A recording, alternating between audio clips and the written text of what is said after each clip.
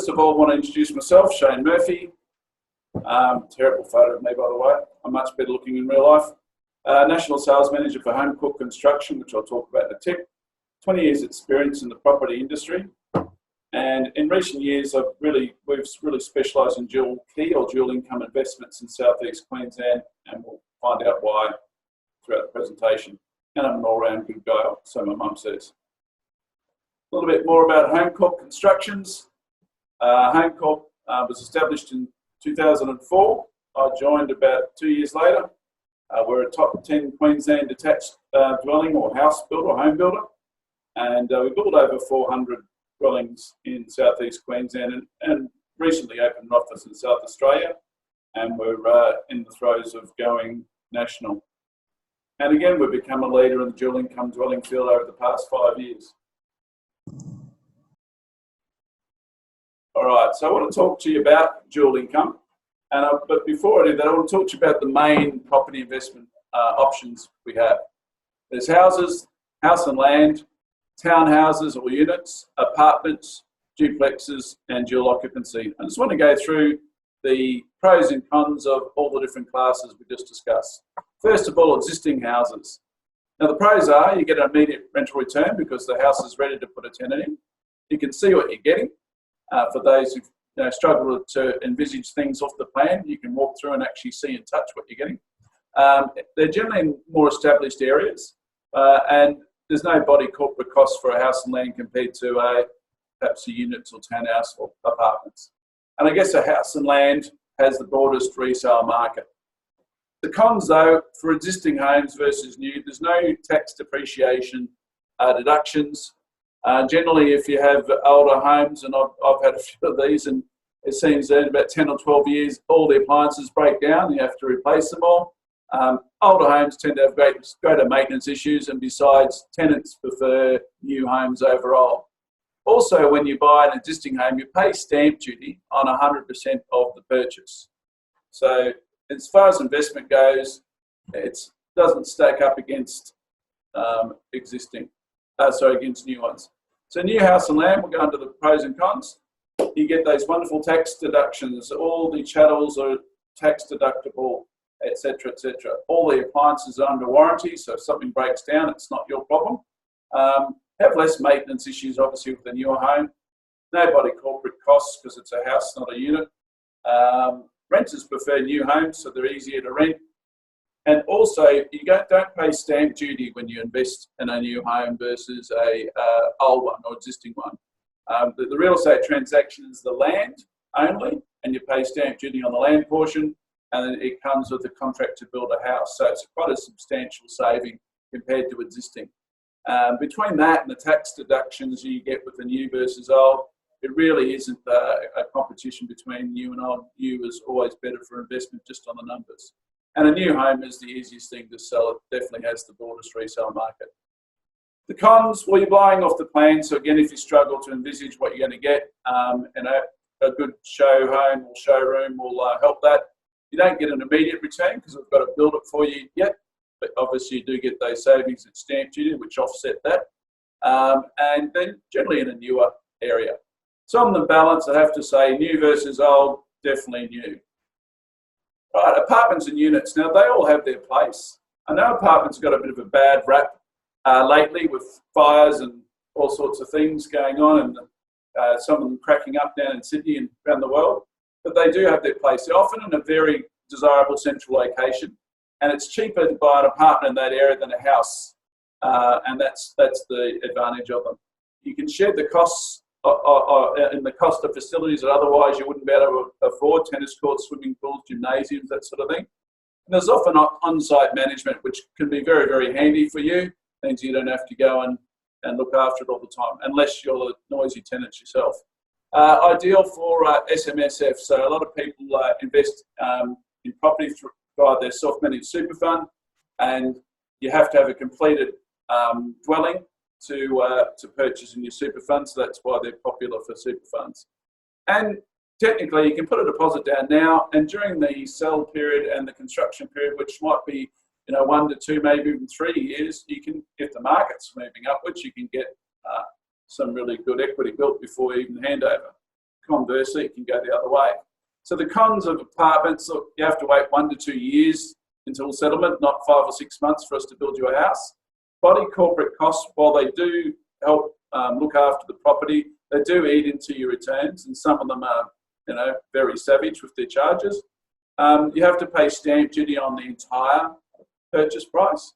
You're buying the thing complete, and they don't tend to appreciate at the same rate that a house would. The value's in land, really. That's where the value is, and so they're a bit more volatile. And when units and apartments are completed, you're competing with hundreds of other landlords for the same tenant. So say a 200-unit apartment settles today, that means there's 200 landlords looking for a tenant. And that can often mean that everyone's discounting to try and attract the tenants in that area. Whereas house and land isn't so volatile, we might only release 2 or 3 in the same estate each week total. So that's why you've got to look at apartments. They often end up with disappointing rental returns for that factor alone. And conversely to the other, being able to put down a deposit and get some appreciation. If the market's not going your way, you can actually lose money between putting your deposit down and it being constructed. All right, but they have their place again. So townhouses, I want to look at townhouses, very similar to apartments. Often it's a central location, cheaper than a house. The good thing about townhouses over units is you get a courtyard, so anyone with pets or children, having a little bit of grass is a must for most of them. And so apart from that, it's very, very similar. The cons are very similar. They don't appreciate the same rate. You often get younger, more transient tenants in units or apartments because families prefer houses for kids and pets. And there's a narrow resale market compared to a house for a townhouse because not everyone wants to live, with a neighbour on either wall. All right. So I want to talk to you about duplexes. So duplexes are very popular.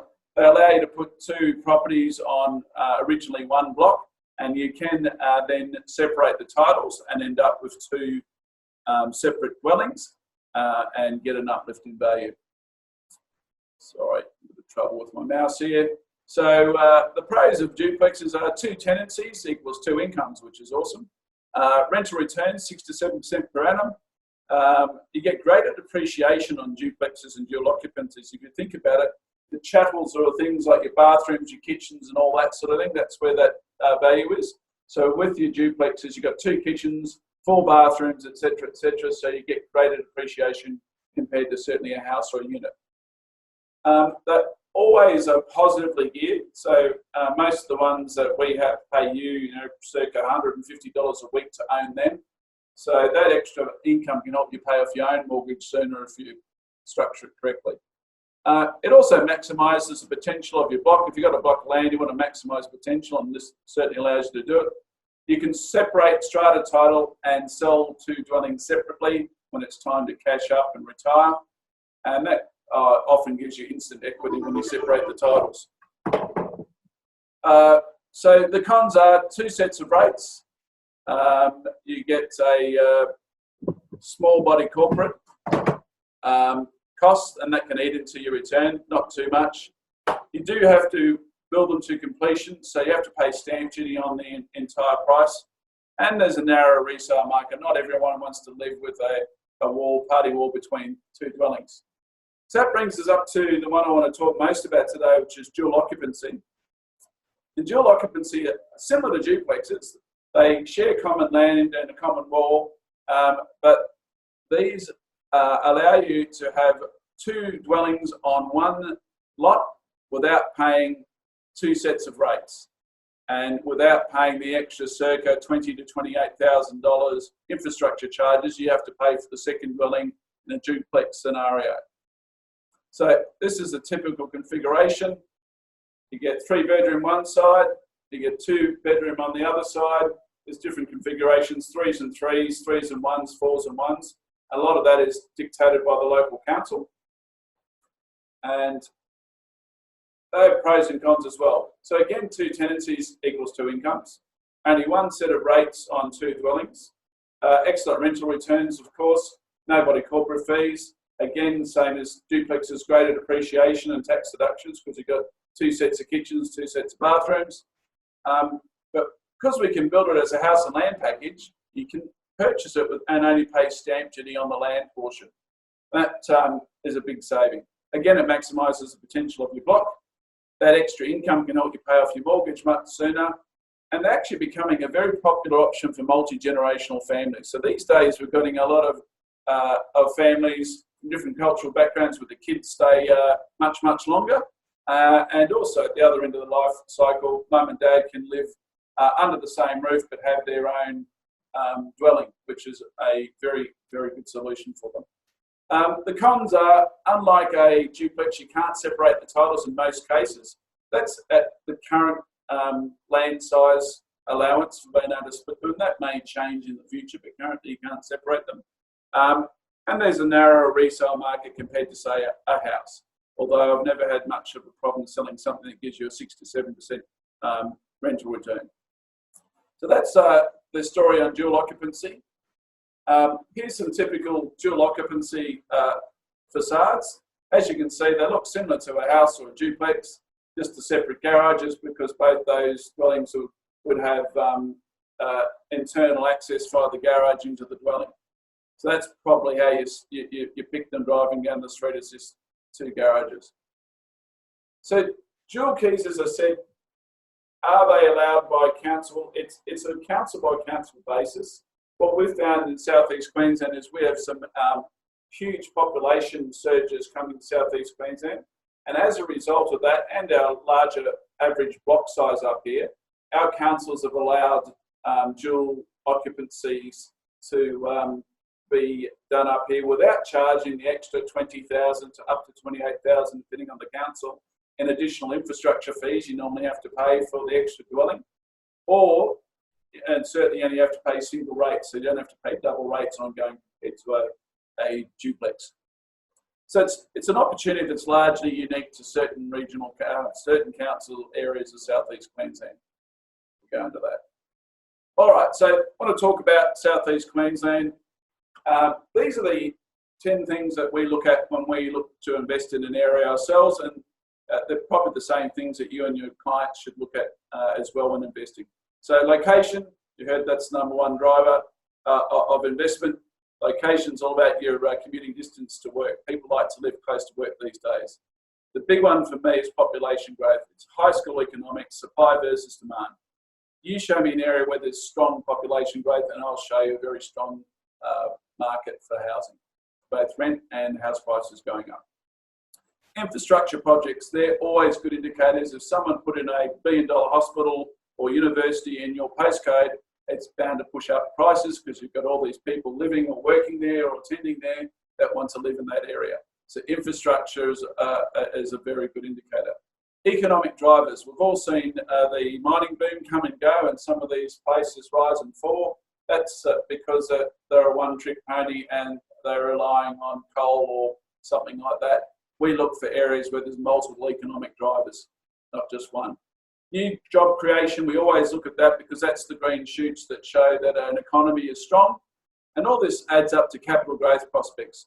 There's two things you're looking for in an investment property. One is yield, so your rental return, and then you want it to go up in value so you get that cherry on top. Market cycle, we look at the cycle rising and falling. If you can pick it on the rise, it's nice to do so. It's not the be all and end all. If you miss the rise, you're bound to get all of the uplift in the next rise anyway. Rental demand and yield, it is a rental property, so that's a big thing. It'll take care of itself and pay for itself as long as it's got a tenant, so we look at that. Local amenities, the Holy Trinity, school shops and hospitals are very important, and public transport is another key thing. So we'll look at that. Now, for those of you in the Sydney and Melbourne market, you've enjoyed some amazing house prices and capital growth over the last 15 to 20 years. Imagine being able to go back in time like Marty McFly and DeLorean and being able to invest in those cities knowing what you know now. We'd all make an absolute fortune, wouldn't we? Well, good news is I have got a time machine. It's not a DeLorean, it's southeast Queensland.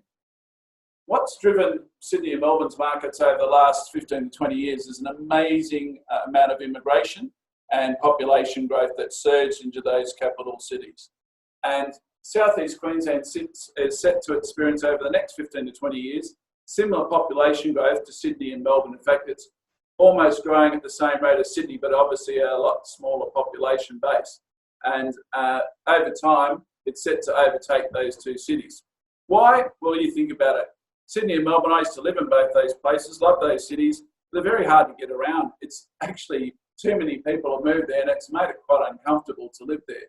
Up here in southeast Queensland, for those of you who come and visit us on holidays, we have beautiful beaches, beautiful sunshine, but there's plenty of room to move around.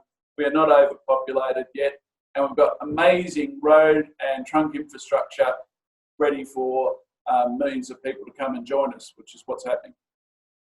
So talk about southeast Queensland. Remember, the number one driver of capital growth is population growth. Now look at this for population growth. 1,500 people a week are moving to this tiny little corner of Queensland we call southeast Queensland. So that's 79,000 new residents every year for the next 20 years that's predicted to arrive here. The Queensland government estimates that about 2.4 people per household, that's 634,000 new dwellings needed over the next 20 years to accommodate this population growth, which is 610 new homes every week for the next 20 years to meet housing demand. Now, I can tell you right now, as a builder, we are not achieving that by any stretch of the imagination. And that's why you'll see house prices and rents rising in southeast Queensland. There's southeast Queensland. It's often referred to as the Golden Triangle. You start with Sunshine Coast, out west to Toowoomba, which is our food bowl, down to the Gold Coast, and you've got Brisbane, Ipswich, Logan and Moreton Bay in the middle. Now, all these people moving up here, an extra 1.9 million, according to the government. They're not all moving to the same areas, but the top five are Brisbane, Gold Coast, Ipswich, Logan and Moreton Bay. So that's the areas we tend to focus on because obviously population, demand versus supply, people move to an area, the first thing they need is a place to live, and that's where we come in. So the Queensland government has put together a $134 billion infrastructure plan to allow for this unprecedented population growth. And with it, there's 350 plus major infrastructure projects and almost 1 million jobs. Now, they're actually creating 10 new cities. And you've seen this decentralisation happen in Melbourne and Sydney, where once upon a time everyone used to come into the major CBD, and now they do a Chadstone shopping centre and a CBD around there, and people who live around that area, for example, never have to go into the CBD ever again.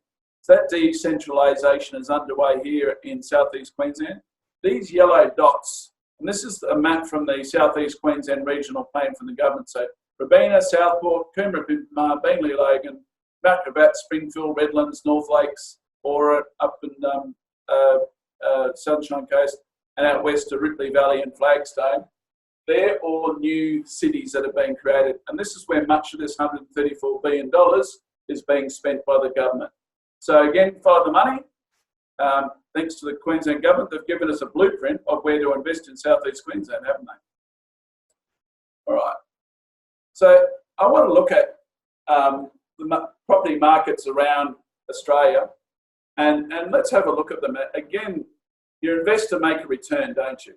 So if you look at, and excuse my mouse is a bit wonky here, let's look at Darwin first of all. Its population growth is only 20,000 per annum.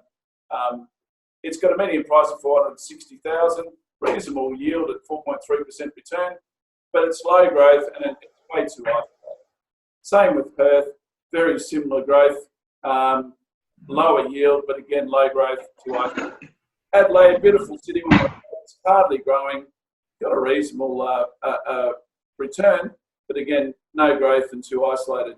Hobart, it's hardly growing at all. Had a little bit of a flutter the last few years, Hobart, but sort of now the house price is up to sort of $500,000, that's slowed down. It's no longer an absolute bargain. Had a real drive when it was sort of 290 and you can see the ocean.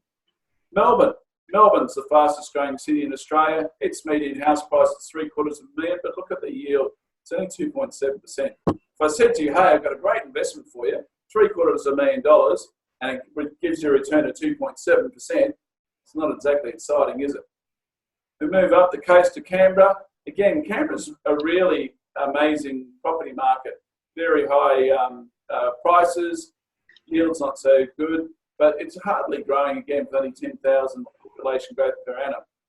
The other thing you may or may not know about Canberra, it's only a 99-year lease. You don't actually get to own it. It's native title there. So for most investors I talk to want to pass something on to their children and children's children. It really isn't an option. And besides, at 10,000 per annum growth, it's not going to set the world on fire. Sydney. Now, Sydney's population growth is 90,000 per annum, so very strong. But again, if I said to you, I've got a great investment for you, put in $1 million and I'll give you a 2.7% return, not exactly exciting. Remember, capital growth, you guys have experienced that and loved it for the last few years. That was driven largely by a massive influx of mostly Chinese people moving into Sydney and driving up prices. A lot of that's been slowed down, which is why you've seen a considerable amount of heat come out of your market. Now, markets are bouncing back, but only on very low volume. So I wouldn't get too excited just yet in Sydney and Melbourne, although they're both obviously very strong markets being such large capitals. But you compare it with South East Queensland, and our time has come. We're growing at roughly 80,000 per annum, but a median price of $500,000. But look at that yield, almost 5%. So on the balance of things, South East Queensland in terms of investment versus rental return or yield is probably the only one that really makes sense. So that's why we're a builder up in South East Queensland, because we totally believe in this market. Now, someone else who believes in it is Macquarie. And this is a really interesting thing. Remember, Sydney and Melbourne were driven largely by overseas migration coming to those countries. There's some things happening at the moment which are going to slow that down. There's a push from the government to force them out to more regional locations. But this is a 5-year forecast of growth. When people, this is Aussies moving within Australia. So this is net interstate migration. So at the moment, you've got Sydney, over the next 5 years predicted to have a net loss of people, Melbourne a slight net gain, and all the rest of the capitals net losses. But look at Brisbane and South East Queensland, massive gain of people. But when they sell up in Sydney, Melbourne and other states and move up here, they also bring their wealth down and they reinvest in our property market. So you get an $8.1 billion net gain in terms of wealth transfer as well, which is interesting. So why are people moving from southeast up to southeast Queensland? Well, if you come up here on holidays, you'd know why. Again, I lived in Sydney, Melbourne, love them, but gee, they're overcrowded now. It's very hard to drive around and you have to line up for everything. You come up here and house prices are half of what they are there. You can park wherever you want to park. Life's pretty good. The other thing is, most of my friends in Sydney are in their 50s. They're in corporate jobs, and their retirement strategy is once the kids have moved out, they're rattling around the big home in the suburbs worth $1.5 million. They're going to sell that, move up here to southeast Queensland, and potentially buy up to 3 homes. Live in one and rent out 2, that a bit of super, and it's a very comfortable retirement strategy. So that's what you'll see a lot of people are going to do. Remember, we've got the baby boom generation starting to retire now, and it's massive for them. Everyone wants to retire near the ocean, and we've got plenty of that.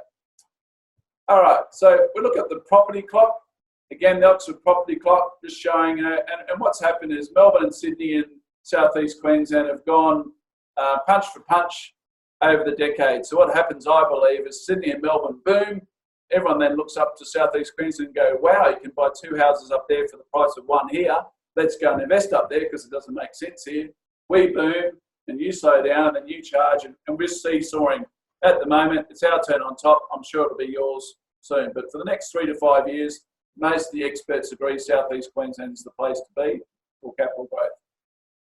In fact, here's one of them, BIS Oxford Economics. So this is one of the biggest research companies in the world, predicting that Brisbane's going to grow by 20% median house price compared to the others. It's the fastest over the next 3 to 5 years. So not just opinion, some facts there. So I want to talk about two council areas of Brisbane area. One's Logan, the other one's Ipswich. Now, I'll show you what they refer to for those of you who are Sydney-based. I think Logan is like your Greater Western Sydney. It's a working class dormitory that has a major services hub due to its great population of blue collar workers. Now, I know a lot of people say Greater Western Sydney or Logan, we have all a bit of a local thoughts about it, Logan, Bogan, that sort of thing, and Westies out in the west. But again, these are working class areas. Don't turn your nose up at them. If you'd invested in Greater Western Sydney 20 years ago, you'd be laughing. And if you look at Melbourne, Logan is like their Dandenong. Yeah, it's again the working class area, and again Dandenong's well and truly on the rise. The different thing about Logan, it's only 20 minutes from Brisbane CBD, so it's not as far out certainly as the western suburbs of Sydney are, and Dandenong is to Melbourne. It's very close. So again, I want to talk to you about white collar versus blue collar suburbs. A lot of people get too emotional when investing, and if you look at it and think about it, blue collar places are the places to be for rentals. But white collar suburbs are generally well established suburbs, so you get older existing houses. So again, you don't get the same tax depreciation and benefits of an old versus new. House prices are generally more expensive in these more upwardly mobile areas, but rents aren't necessarily correspondingly higher, so you generally get a lot lower yield or return. Tenants tend to be fussier because they have higher expectations, and so you're forever fixing, repairing your old existing home to keep it up to their expectations. Also, when you get a young, upwardly mobile couple rent your house, they'll only rent it for 1 or 2 years while they save a deposit to get their own home. So they're moving in and moving out rapidly, and the crashing and denting and moving in and out is how your house gets wrecked. Plus, you've got all that downtime. So investing in blue-collar suburbs, don't be a suburb snob. Think about it. Generally, the outlying suburbs, so they're brand new homes, and therefore you get all those depreciation benefits and stamp duties. But today's outlying suburb is 10 years or 20 years' time, it's going to be around surrounded by all the infrastructure. House prices in these areas are generally less expensive, but rents aren't necessarily correspondingly lower. So generally these areas have a higher yield. Tenants, blue-collar families tend to be less fussy, and besides you have a brand new home and appliances, so less issues for you there. And also these tenants come from generations of being renters. Some of them have never owned a home in 3 or 4 generations. So their expectation isn't to use your home as a stepping stone to their own. So often you get a tenant for life, and who doesn't want a tenant for life? So stop and think about it. A lot of people say, oh, I don't want to invest there because I wouldn't live out in the west. Well, again, have a look at what's happened out in those areas of Western Sydney and the Dandenongs and Werribee of Melbourne. They have all done very, very well, and they were lower to buy into in the first place. So again, I think a lot of people invest with their head, their hearts instead of their heads. Your head would say, get into the rental belt for a rental property. So let's talk about Logan. So Logan is smack dab in the middle of the major 3 cities of southeast Queensland, Brisbane, Ipswich and Gold Coast. And so it services those ones. As you can see, it's only 21 kilometres from Brisbane. So it's not out in the boonies at all. It's booming because this is where it's both price point and this is where the available land is. It's also fantastic because the biggest employment industry in southeast Queensland is construction. If you work in construction, your commute is to wherever the job site is at that time. So a lot of tradies base themselves in Logan because they can service all these areas. Also, if you had a business that wanted to service these 3 cities, Logan's the spot to be. Now, I want to talk to you about Yatala. Unfortunately, it's not pronounced Yatala, as it sounds a lot prettier, but Yatala is actually right next to Logan, right in the middle of these 3 cities, and it is a massive industry hub that's been put here as part of the Southeast Queensland Regional Growth Plan. Now, once it's fully subscribed, there'll be 40,000 workers working at Yatala. And again, you've got an investment property at Logan right next door. People want to live close to where they work. So being close to this hub, this is once in a lifetime infrastructure. Yatala will never be moved. It's been planned to be the heartbeat and the hub right in the centre of these 3 cities as they go into one big city. Remember, we used to think of Sydney and Parramatta as 2 separate cities, but now they're all one really. So same thing's happening up here. Again, look at the numbers of Logan, very young. It's young families, young medium age, and it's very much on the up. Population growth, which is our big key thing to look at. You look at Queensland population growth, southeast Queensland and Logan. Again, it's growing faster. Why? It's price point, it's affordable for young families, and there's available land, so there's more housing coming there. Instant growth. Main industries, the top 5 are manufacturing, real estate and rental, construction, wholesale trade and retail trade. So I think it's a good sign of a very strong property market when you've got construction and real estate and rental as 2 of the top 5 industries. Got to be a strong market. Some really rapid growth industries, transport and logistics, because of its place right in the middle of those 3 cities, it makes sense. Food and beverage, same thing for distribution. Health and aged care, again, because you've got a good working class base of workers and it's close proximity to 3 cities, it's becoming a real health and aged care hub. And of course, we're close to the Darling Downs here, so there's a lot of ag science happening as well. Logan's got excellent infrastructure. Logan Hyperdome at one stage was the largest shopping centre in the Southern Hemisphere. It's been overtaken by a couple since then. But we've got the IKEA there. 20,000 people a week go through that IKEA, just to give you an idea. We love our flat pack up here in southeast Queensland. Other big thing, the Logan River is a very big agricultural centre. You might have heard of the white spot in the prawns up here. That's stopped that for the last 3 years. That's been declared white spot free and they're back into it. So it's a very big part of the thing. So Logan, again, remember, Logan is essentially, it's part of the greater Brisbane area. It's Brisbane South, essentially. So booming property market, again, because it's proximity to the CBD and its price point. Again, all the experts are predicting that Brisbane's going to be growing rapidly in the next 3 to 5 years in terms of capital growth. Strong rental returns. And here's the big one. Look at this for new job creation in just a short space of time. So that's 2019 to 2023, almost 20,000 new jobs. That's great growth. So it's a real jobs powerhouse. Just want to talk about one estate here, Beaumont Estate, which is Park Ridge, which is a thriving area of Logan. Lots of new development in this area. And this is a typical dual key there. So this is in the Logan area, allowed a 3-bedroom on one side and a 2-bedroom on the other side. Whereas the Ipswich corridor, it has to be a 1 on one side. So it can be a 3+1 or 3+2. So, 3+1 or 4+1, sorry, in Ipswich. So when you've got a $539,000 purchase price, that includes everything. That's full turnkey, 2 dwellings, ready to go, council contributions paid, you're ready to rent, and you're getting, close to $640 to $680 per week rental return on a $500,000 and $39,000 investment. So excellent yield. Looking at the Logan market statistics, the REIQ Real Estate Institute of Queensland says that 3% or lower is an amazingly tight vacancy rate. Yeah, health is around 5%. So 2% just goes to show it's a very strong rental area, and that's not a bad thing. Everything that Kieran is going to show you, everything that Home Court produces in southeast Queensland comes with a Ray White 3-year rental guarantee. So it's a good thing for you if you're an interstate investor, you're not sure, you're worried about it being rented. The biggest name in real estate has got you. They guarantee you a minimum return of 5% yield per annum for the first 3 years for a dual key, or 4% per annum for the first 3 years with a home, which is pretty good considering the minimum guarantee is much higher than what you're going to get in Sydney as a maximum. All right, so let's talk about Ipswich, the last area. Ipswich is another area, it's a working class area.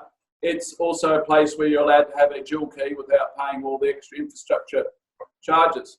I liken it to Parramatta in Sydney. Every major city has got that industrial engine room that's close to the city, that drives that capital city and does all that dirty, noisy, smelly stuff, that drives the city, like burning the coal to make the electricity, like doing all the maintenance for aircraft and all the maintenance for the rolling fleet of the railway, etc., etc. And that really is Ipswich. So for those of you in Melbourne, it's like probably Geelong, which was the, again, not far from the main city and a very strong industrial town of its own. Now, again, like most of the places, like Geelong and like Parramatta, they've grown up.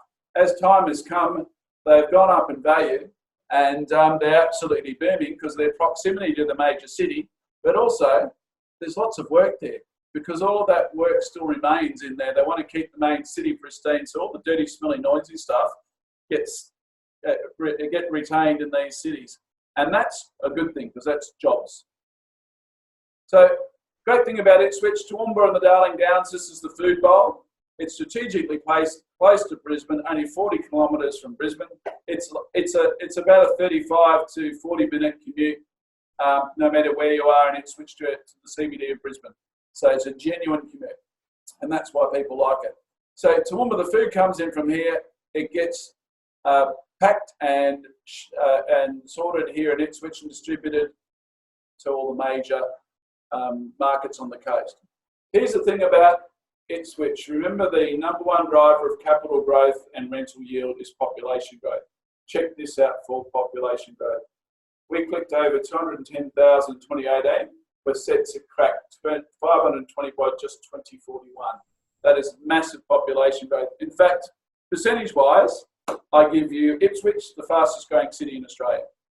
So that's excellent, excellent growth. Now, why Ipswich? People move up to southeast Queensland to live by the beach, you probably would ask. Well, it's jobs and it's cheap and affordable housing. The same house in Brisbane would probably cost you $200,000 more, and you're 35 minutes away from the CBD. It's a very good value proposition. Now, the government knows that this is where most of the people are coming, so there's a massive amount of infrastructure going in to prepare for them. And these are the main key industries. It's got the largest RAF base, Australia's new super base there at Amberley. It's expanding to 7,500 troops and their families. Education is a biggie. Transport, again, being right in the middle of between the food bowl and the major cities.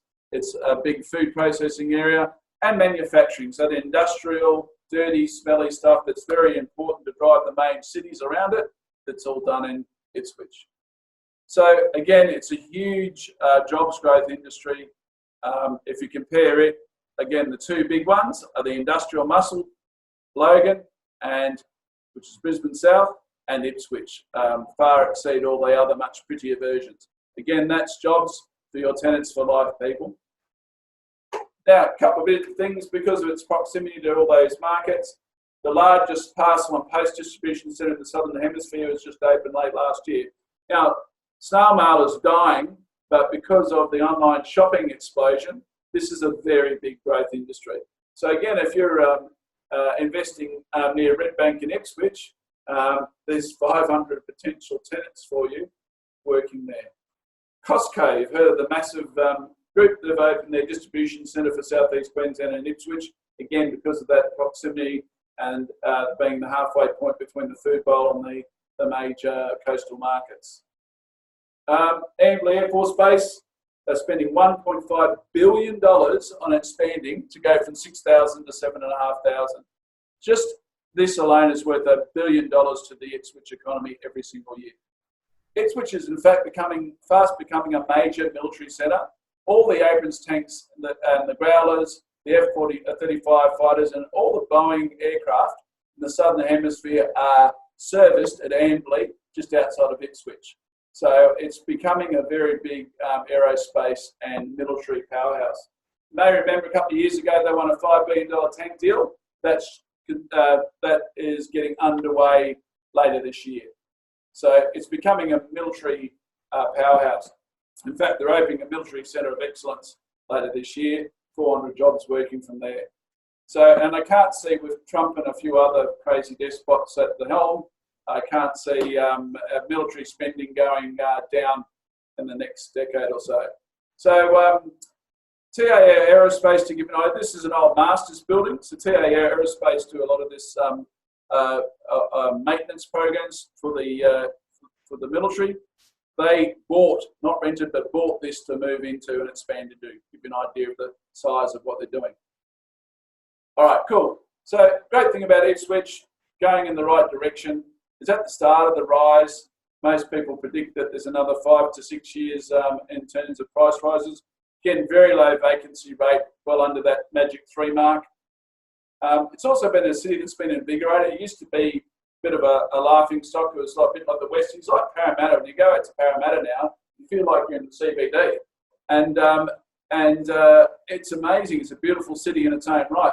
Ipswich is having that gentrification that you've seen happen in Parramatta and places like that. Yep.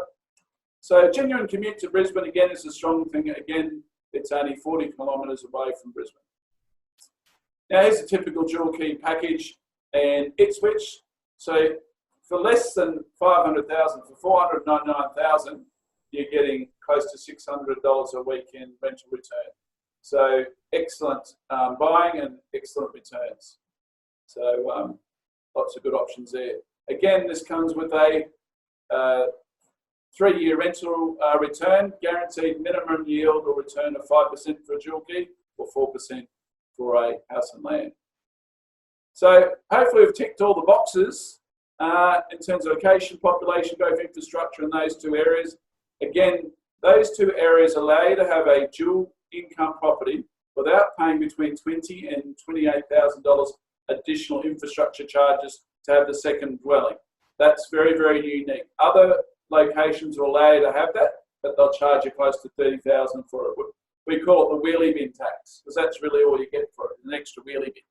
So that's why I really strongly recommend that. And you saw the jobs growth, etc., for those 2 areas. They're powerhouses. Okay, that wraps it up. Thanks for listening, everybody. And if you'd like to know more about dual key investments and Southeast Queensland, or just like to know more about starting your property journey, talk to your local Property Guru Pro representative. They'll be only too happy to help you along your way. All the best and happy investing.